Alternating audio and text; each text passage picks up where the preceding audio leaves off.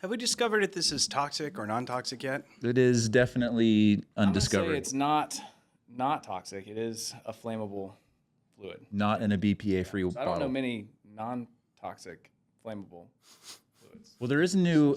We're going off on a tangent here, but there is a new non-toxic gun cleaner. Okay. You know, like you clean your guns and it's like smells terrible. Yeah. Right? No, they have a non-toxic. Like an oxymoron, like non-toxic gun guns. Yep. It's like Yep. there's two worlds colliding there. That It is. And they made it happen.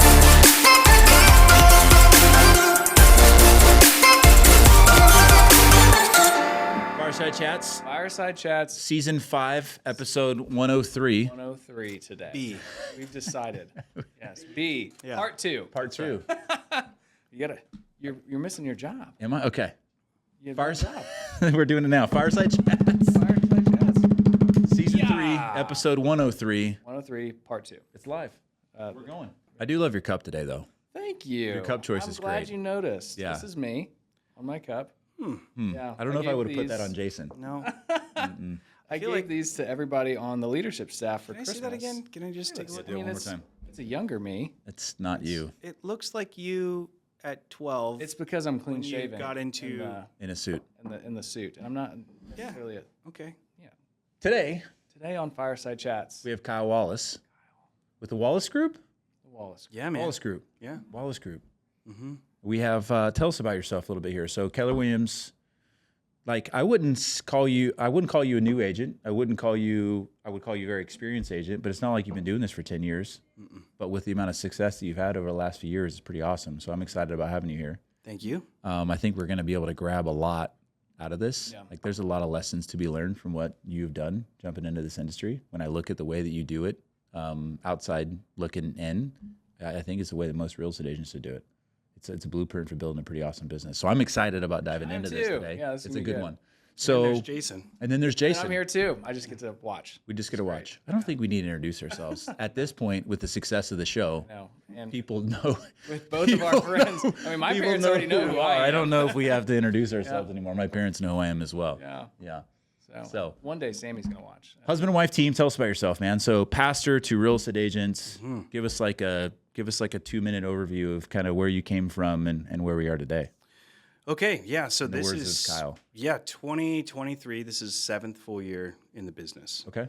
So I mean, I'm not really good at math right now, other than percentages. Yeah. So the actual year I started, I can't exactly remember, but first year in real estate, 6.5 million in volume. Billion?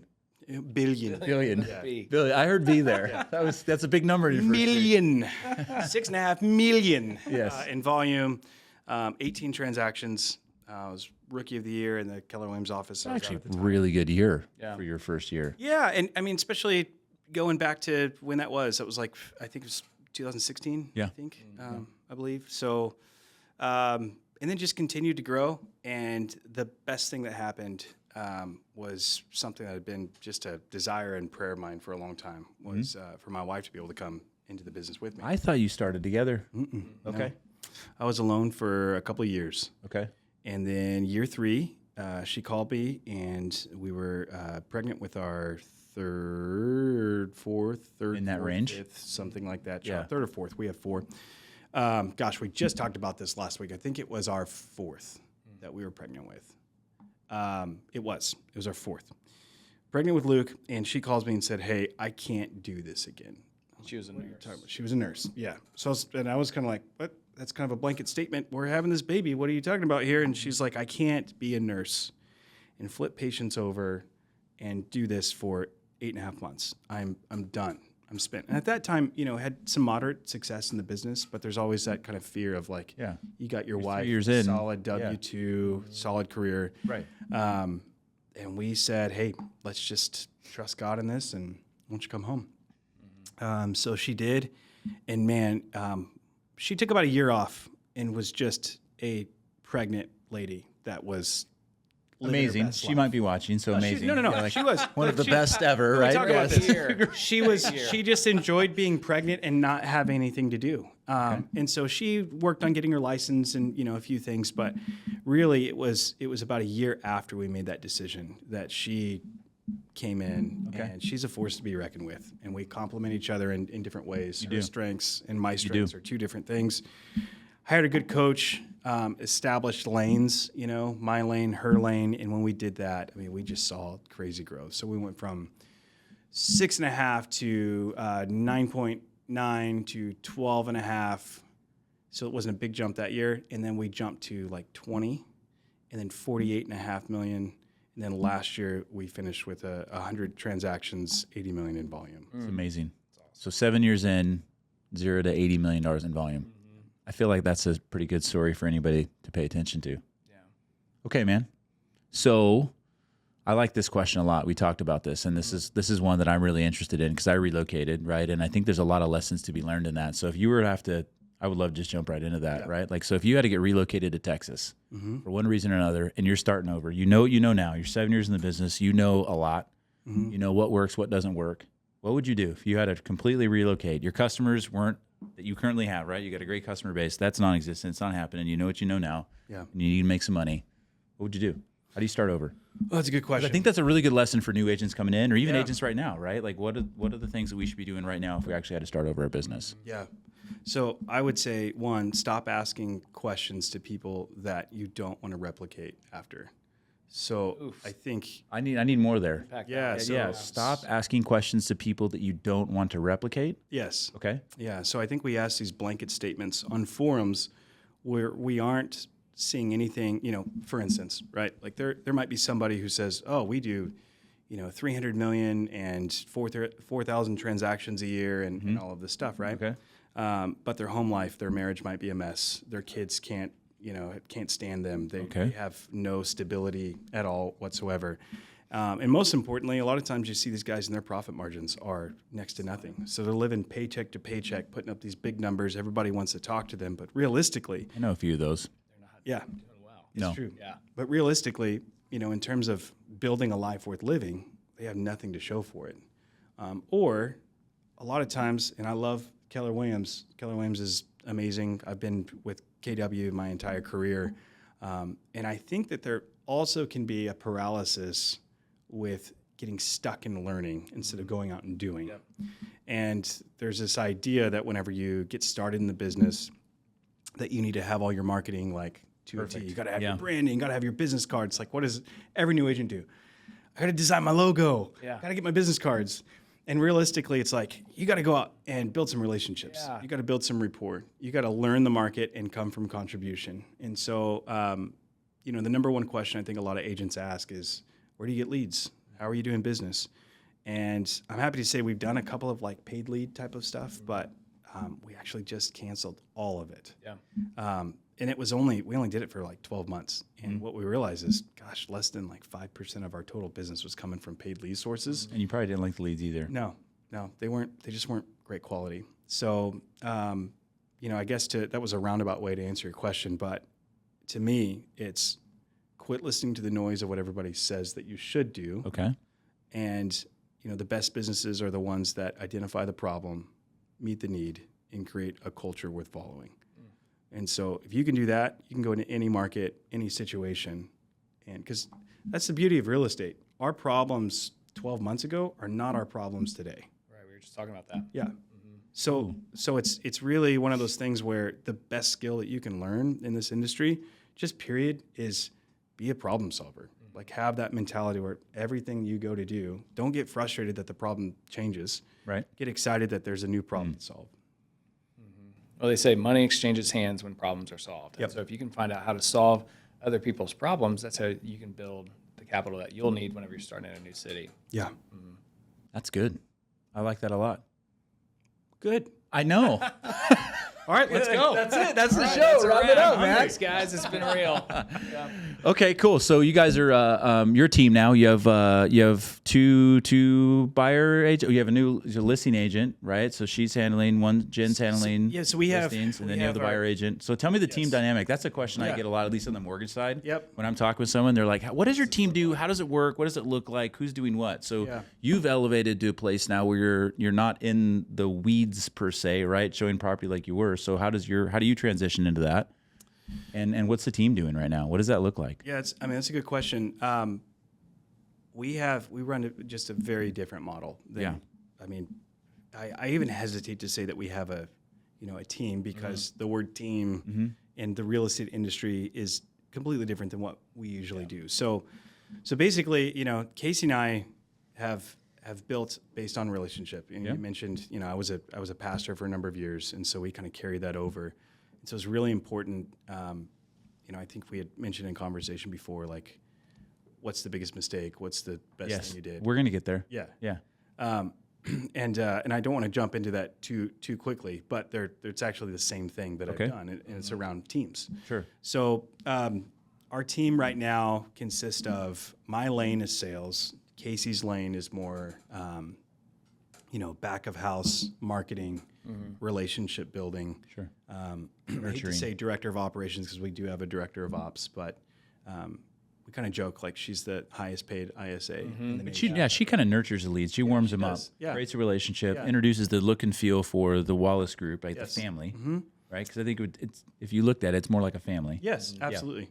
So and that's a great thing, to even talk about, because when she got her license, there was this pressure that we kind of felt of like, okay, well, I'm going to tackle sales and you're going to tackle sales, and we're going to, and really it was, no, your strength is building relationships, and she can build relationships online.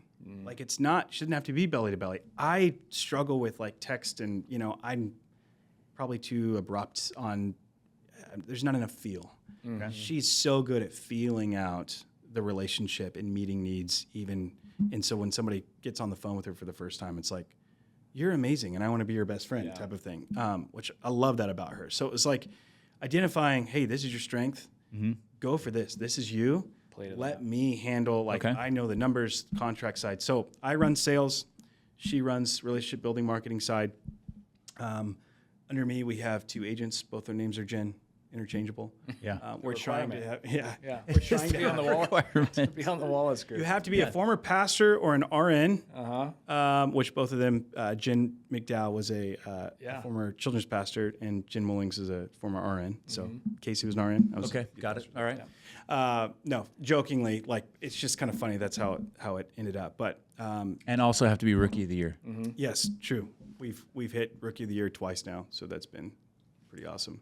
Okay, so like both Jens, they're work under me on the sales side, and our whole goal is like, hey, how do we have it to where you are just focused on working with people? Okay. And the other part is Casey and I don't remove ourselves from the process. So to us, we are selling the community of Wallace Group. It's an in addition to, and not an instead of. It's not just Casey and I, and it's not just me and an agent. It's the whole team. And so that has presented its own problems at times that we've had to navigate through, of like, we do not call things handoffs, we call them hand-ups. Right. So it's one of those things that it's a cohesive thing. Everybody's got their role, and we try to nail the process. So we have a director of operations, we have an assistant, and then we just hired a personal assistant as well that kind of helps with family stuff. Family stuff, and then our rental properties. Miscellaneous things. You have 1 or 2. That's one thing. You have, this too. 6, 7. Yeah. 4 Airbnbs. It becomes a part-time job. It does. And it can take away from your full-time job. Which allowed you to invest in those properties. I think that's something that people get into a lot. Forget about that. So, do you think that you have an unfair advantage because your spouse is on the team? 100%. So I'm okay with it. No, and I'm sure you are, and I'm actually. So that's actually where I'm going with this. So I think there might be, you see a lot of husband and wife teams, spouse teams in real estate, and then there's also probably a lot of people who aren't a husband and wife team, spouse team, that might be thinking about it. Right. So how do you make that, if someone's in that spot right now, like, what advice would you give to a person that has got 3, 4, 5 years in the business and they're thinking about bringing their spouse in? Yeah. What do we need to consider outside of, do you work well together? Right. Obviously that's got to be something. Yeah. No, but what are the considerations there? That's a good question. Honestly, we get that a lot, like across the country. People reach out to us, and I'm honored by that question that we get asked, because I wish that I knew exactly what it is, but if I could narrow it down, I think it is a superpower. The Bible talks about 1 puts 1,000 to flight, 2 puts 10,000 to flight. But then also, I believe, like in marriage, that there is this it's not 1 + 1 equaling, you get two like-minded people together. Right. And 1 + 1 can equal 3 or 4, right? I feel like in marriage, 1 + 1 can equal 8 to 10. Agreed. Like if you are really rowing in the right direction. So I think the pitfalls that people run into is sometimes you have extremely high driven individuals, Right. and then the spouse is far more of a neutral, laid back, not a high driver. There might be some tension there. Fortunately, my wife is wired the same way that I am, so we row hard in the same Together, direction. But we had to clearly establish lanes. And so that's our kind of our stress word that we'll say of like, hey, I love you. You're getting over into my lane. Like, remember, this is my lane. This is your lane. When we respected that, man, it's like it just took off. Okay. And yeah. Are there other boundaries that you think that a couple, husband and wife, the team needs to put into place? I think Like, there's do a you lot. pull business conversations out of the household? Is it hard to always be talking about business at home? Because it could be a strength and a weakness. You can have more hours in the day Yeah. because your, household lifestyle, your quality of life, you're with your spouse more than most people are whenever they're at work. Yeah. You get so that that can be feeling an of always on. If there's a drawback from it, what would it be? Does that make sense? You see where I'm going with Yeah, that? no, Like if you were to absolutely. say some negative things, and I'm not trying to say it is a negative thing. No, but this is a great These question. are all things for people to be aware of because I got to think that a lot of people consider this. Yeah, so we actually just started a podcast, and we just did a whole podcast on this. Oh. And Well, it was a great shoot, idea. let's- Great idea.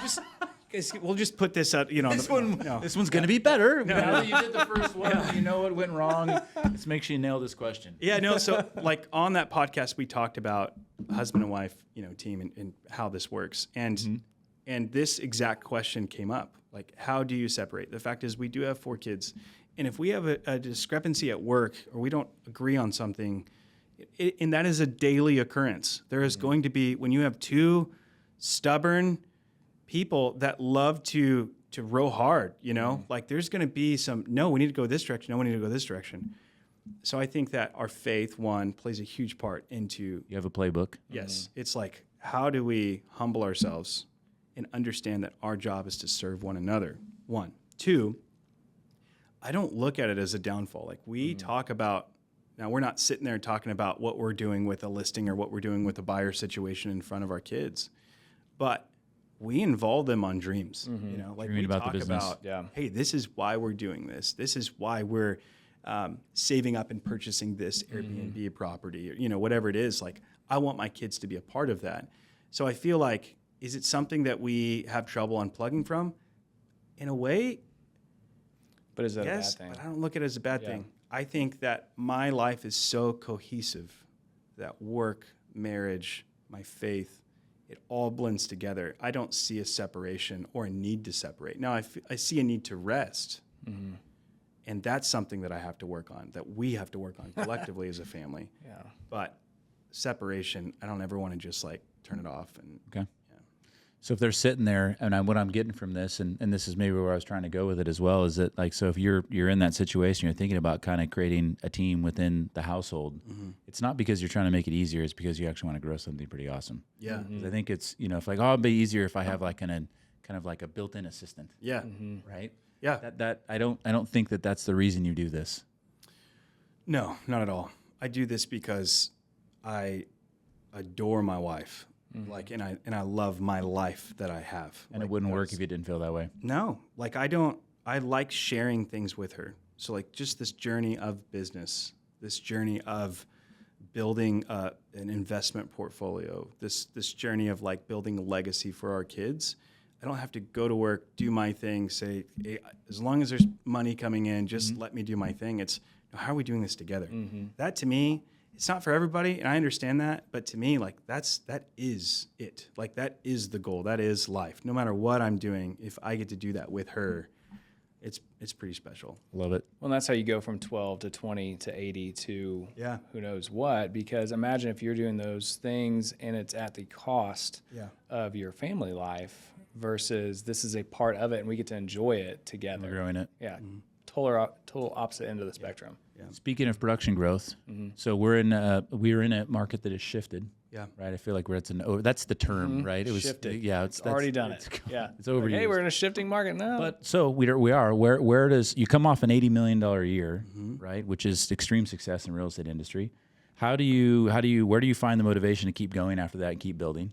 Right? How do you find that energy to stay charging forward, right? When you've had the success, as opposed to a lot of people kind of just sit back and Oof, that was fun. I'm amazing. My ego's pretty big. How do you keep growing? And then within that, the second question would be, where's the team going? Right. So right now, what are you focused on for that like next growth step within the business?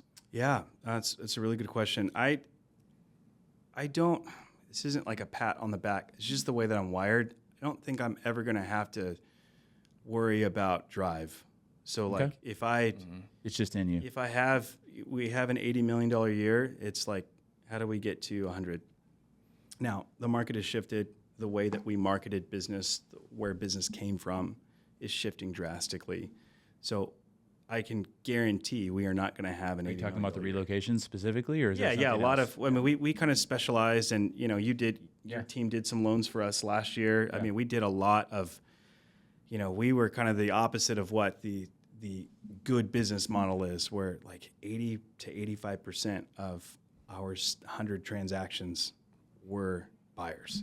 And of that, probably 70% of them were from California. They're all future sellers now. Yeah. And that's the thing, we look at, and it's like, hey, it'll balance out. Right now, like, this is our bread and butter. We found a groove here. We have this process down. I feel like I don't feel like there's anybody in the business that did the buyer side better than us. And that's that's like, I just want to feel confident in that. So you feel like it's an internal drive. Everybody gets down. So how about that? So how does Kyle pick himself back up? Yeah. Because we all, maybe you just charge always, but I think that we go through other times where we have to have rest, or we have to kind of find our motivation or hunger for a little bit. Yes. Like, how do you pick yourself back up when you're having a bad day? Yeah, that's good. And then the second question, which we'll get to, I think, and then wrap, is what's the next? Where's the business going for you guys? Yeah. Right. What's the big challenge and target? But how do you pick yourself up when you have a bad day? I think that burnout is real. It is, and I think especially when you do 80 million, right? Yeah, it is. I mean, like, you're kind of flying by the seat of your pants, and then not only are you managing burnout within you, but your family, and then your staff. Right. When you really care about your team, you want to make sure that they're in a healthy spot and that they're not experiencing burnout. So. I think for me, my burnout is far more of an emotional burnout than it is, like I always have to come back to a place and reevaluate the why behind what I'm doing. And I don't have, it kind of frustrates me sometimes when people talk about find your big why, because I feel like the big why is more of a purpose-driven type of situation than it is I'm going towards this, a number goal, or I want to do this. It could be that, but for me, it's like, am I serving people with everything in me? Have I completely stewarded the opportunities that God's given me?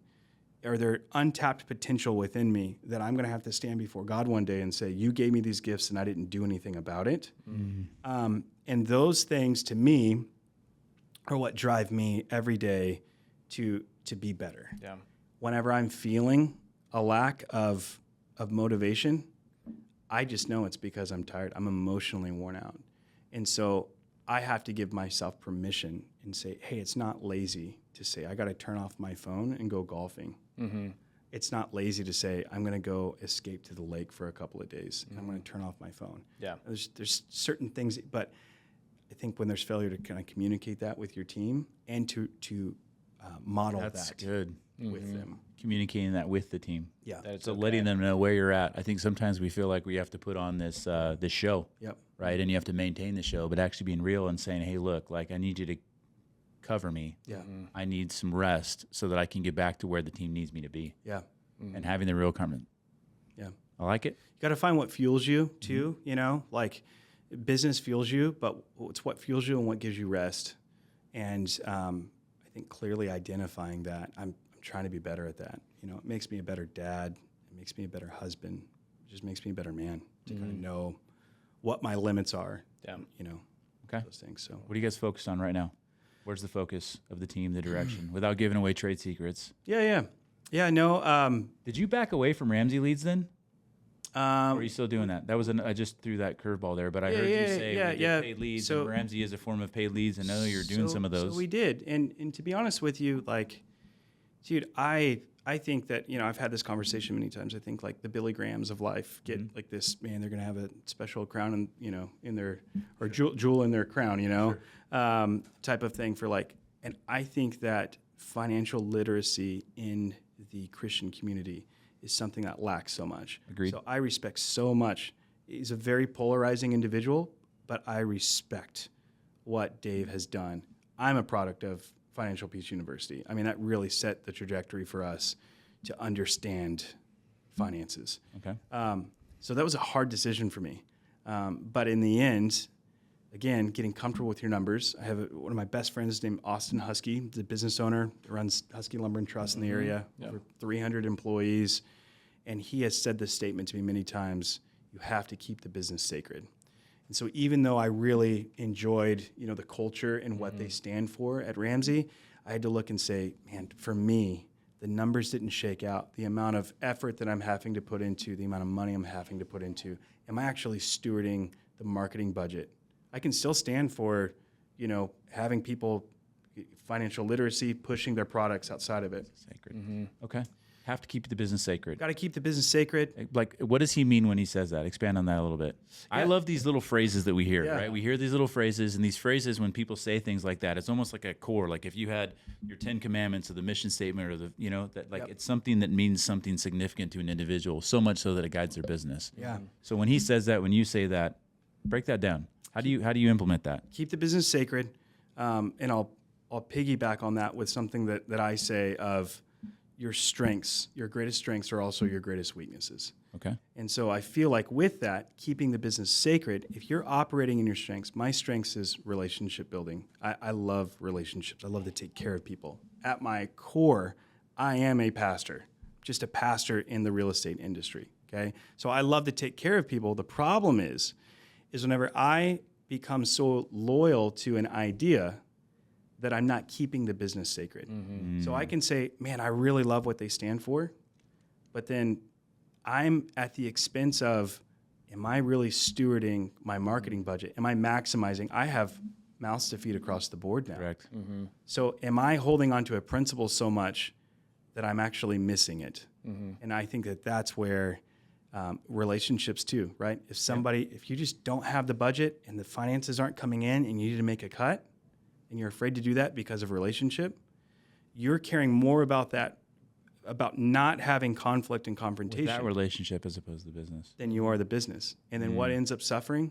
Everything. Mm-hmm. The relationship suffers because it creates animosity. Yep. Because you feel like you're holding on to, it's not their fault, but dead weight because it's the position's not doing any good, in that moment. So that's what keep the business sacred is. Protect the numbers, protect profitability. A highly profitable business allows for charitability, allows you to do whatever you want to do and experiment, but you have to protect profitability. Yeah, take care of your house. I love it. Where's the business going? Where are you folks at right now? We've got couple like a minute. Okay. Where's the business going? Where the business is going? I feel like in the last 24 to 36 months, we could do things without a deep level of intentionality because everybody and their dog was trying to move here, or rates were cheap, cheap to borrow money. It was more about, the problem was, how do we find them something and how do we manage their expectations along the way? Now the buyer pool is shriveling up quite a bit because of rates. Yep. And so what we're focusing on is we actually about 2.5 times our fixed expenses from last year to now, even though we're cutting other things. So we've added on a full-time media person because we are a media-based business. So taking ground in the business that's getting tougher. Do a lot of stuff in Facebook and Instagram and YouTube. Okay. And so we hired a full-time position for that because we need to not double down, but quadruple down on our level of intentionality with those things and really focus on our bread and butter. So I love it. Dig it. You got anything else, buddy? That was it. I think we covered a lot of good stuff. I know. We Easy wrapping peasy. this? This is. Put the lid on the pit. Fireside Chat, season 562. Episode 187. Done. Cut. done. Thanks, guys.